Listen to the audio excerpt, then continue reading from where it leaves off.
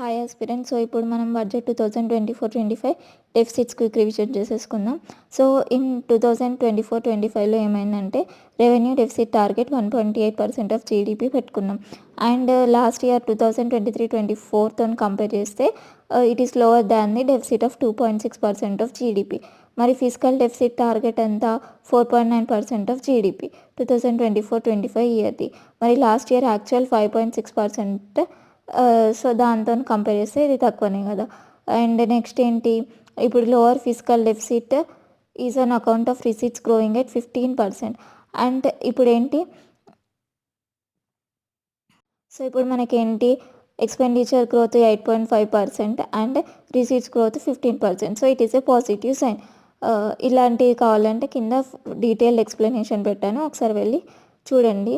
Happy learning. Bye.